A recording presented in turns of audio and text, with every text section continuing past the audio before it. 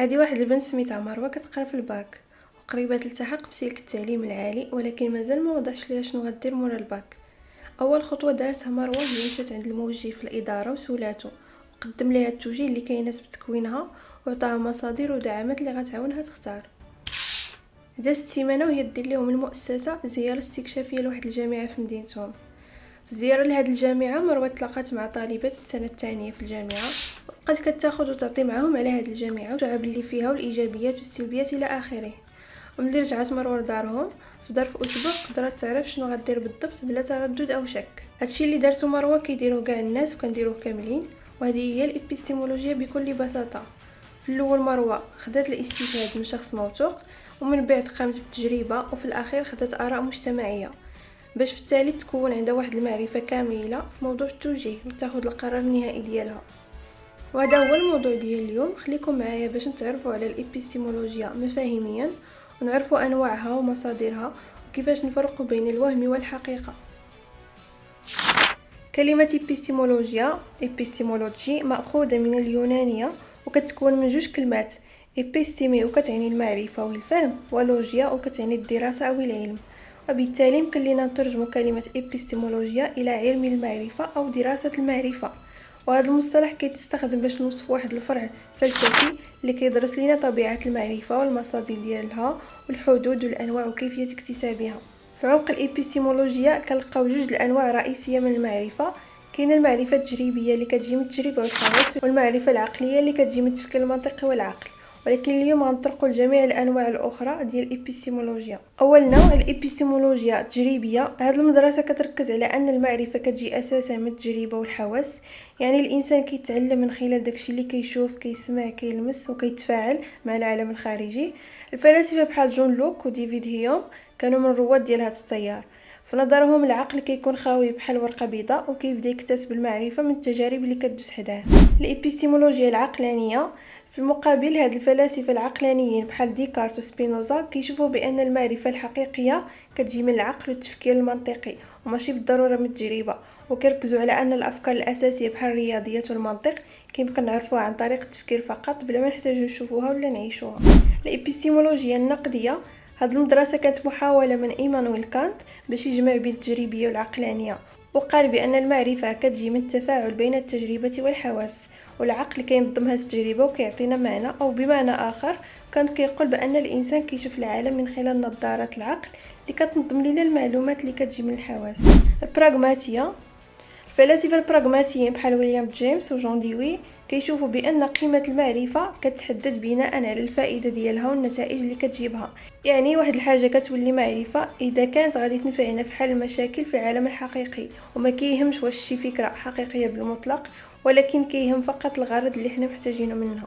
الابيستيمولوجيا الظاهراتيه، هذا النوع كيرتكز على كيفيه تجربه الانسان للعالم.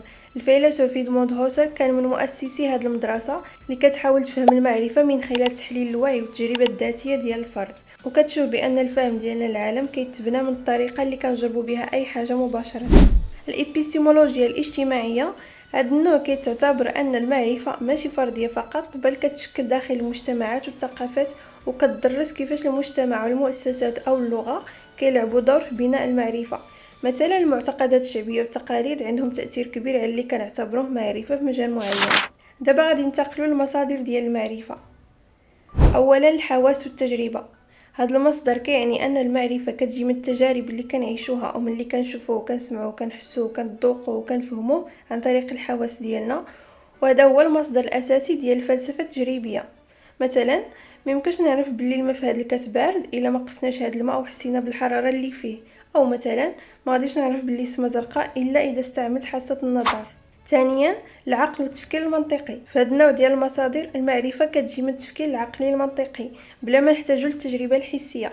هذه الفكره هي الاساس ديال الفلسفه العقلانيه، يعني ان العقل بوحدو كافي باش نفهموا بعض الحقائق. مثلا القوانين الرياضيه 2+2=4 كتعتبر معرفه عقليه، حيت ماشي بالضروره تجربها باش تفهمها.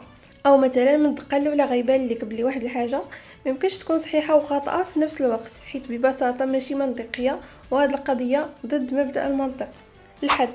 الحدس هو الاحساس او الادراك المفاجئ ديال شي حاجه حقيقيه بلا ما يكون عندنا بالضروره دليل حسي او عقلي واضح. كاين اللي كيامنوا بان بعض الحقائق كتجي من الحدس الداخلي، خصوصا في القضايا الاخلاقيه او الروحيه. مثلا الناس كاملين كيعرفوا بلا تفكير معمق ان القتل شي حاجه غلطه. هاد المعرفه كتجي من الشعور الداخلي او من الحدس. رابعا التجربه الذاتيه او الوعي الداخلي. هاد المصدر كيعتبر بان المعرفه ممكن تجي من التفكير في الحالات الداخليه ديالنا بحال المشاعر، الافكار والرغبات، ومن خلال الوعي الداخلي او التفحص الذاتي. الانسان في هذه الحاله كيعرف بزاف ديال المعلومات على راسو. مثلا فاش كنقول انا متوتره كنكون عارفه لانني عارفه راسي من الداخل وحاسه بالمشاعر ديالي. خامسا الشهاده او الخبره الاجتماعيه.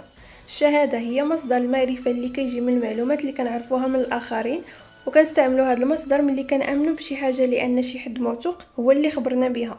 هادشي كيكون مهم في الحياه اليوميه وفي العلم وفي التاريخ. مثلا معرفتنا ان الصحراء مغربيه كتجي من التاريخ والكتب والوثائق والاساتذه الباحثين ديالنا. سادسا الاستدلال. الاستدلال هو الطريقه اللي كنستعملوا باش نستنتجوا معلومات جديده من المعطيات اللي عندنا سابقا، وكنستعملوا هذا المنهج باش نبنيو على اللي كنامنوا به ونوصلوا لحقائق اخرى.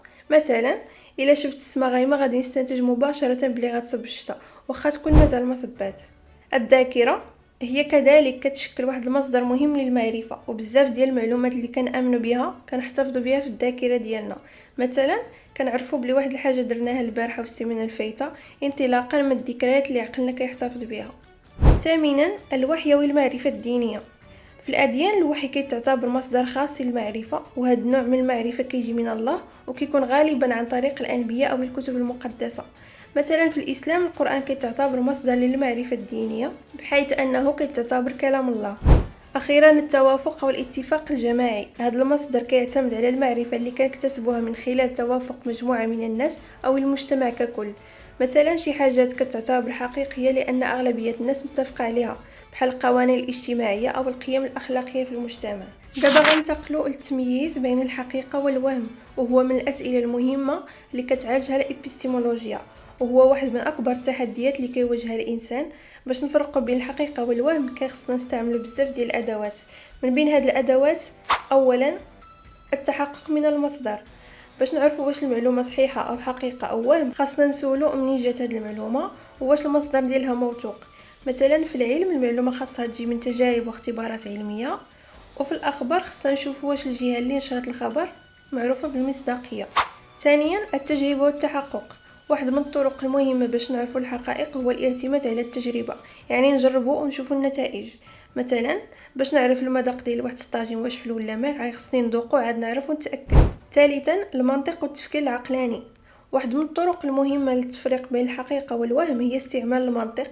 كنشوفوا واش الفكره اللي قدامنا متماسكه منطقيا وواش ما فيهاش تناقضات.